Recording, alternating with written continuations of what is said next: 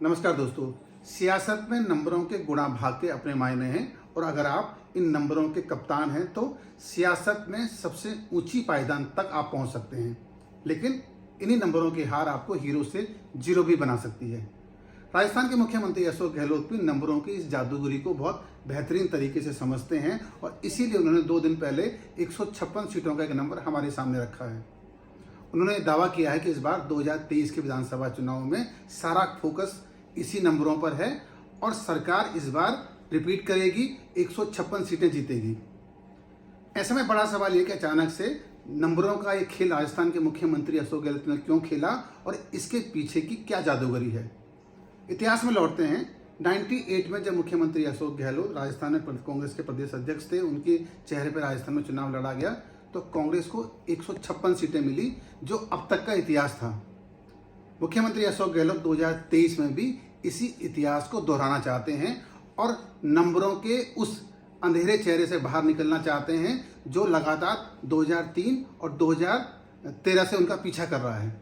2003 में जब मुख्यमंत्री अशोक गहलोत के नेतृत्व में चुनाव लड़ा गया तो कांग्रेस को सिर्फ 56 सीटें मिली, जबकि 2013 के विधानसभा चुनाव में कांग्रेस 21 सीटों पर सिमट गई, जो उनकी अब तक की सबसे बड़ी हार थी।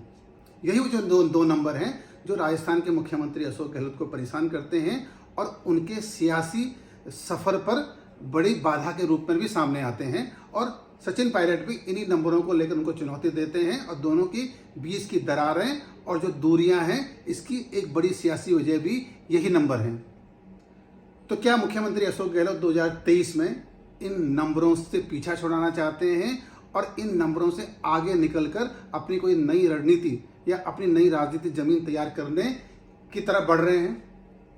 हालांकि अगर हम कांग्रेस और बीजेपी के सर्वे को अगर हम देखें तो जो नतीजे निकल के सामने आ रहे हैं वो ये हैं कि राजस्थान में कांग्रेस की स्थिति बहुत अच्छी नहीं है और बढ़त बीजेपी की है।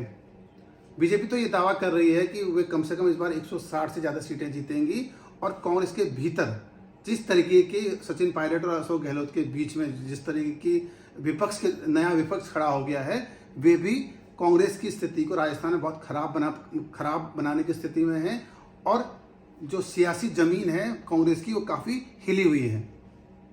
बावजूद इसके उन्होंने इस नंबर को हमारे सामने रखा है, तो ये देखना होगा कि क्या कांग्रेस के पास ऐसी कोई जादूगरी है या मुख्यमंत्री अशोक गहलोत कोई ऐसी जादूगरी करने वाले हैं कि जो उन तक 156 सीटें पहुंच जाएंगी। ऐसा कहा जा रहा है कि क्योंकि इन दिनों मुख्यमंत्री अशोक गहलोत विधानसभा बजट की तैयारी कर रहे हैं और ऐसा बजट लाना चाहते हैं जो 156 सीटों तक पहुंच सकता है। मंत्रिमंडल में भी बदलाव बजट के बाद होगा, ऐसा भी तय माना जा रहा है। लेकिन राजस्थान का जो इतिहास है, जो सियासी इतिहास है, वो इन नंबरों को सीधे तौर पर स्वीकार नहीं करता है, क्योंकि यहाँ पर बीजेपी की सरकार एक बार रहती है, एक बार कांग्रेस की सरकार रहती है और इस बार जिस तरीके से बीजेपी काम कर रही है और कांग्रेस के भीतर ये जिस तरीके से कई विपक्ष खड़े हो गए हैं, वो ये बताता है कि कांग्रेस की राह राजस्थान में बहुत मुश्किल है। तो क्या गहलोत के पास कोई ऐसा हनुमान है जो 156 सीटों का पहाड़ लाकर उनके सामने 2023 में उनके दरवाजे पर रख देगा और कांग्रेस आसानी से जीत जाएगी? इंतजार करते हैं कि आने वाले दिनों में राजस्थान की सियासी जमीन कैसे बदलती है, सियासी भूगोल कैसे बदलता है और 156 सीटों का जो दावा है मुख्यमंत्री अशोक गहलोत का, वो मंजिल तक कैसे पहुंचता है। इंतजार करते हैं।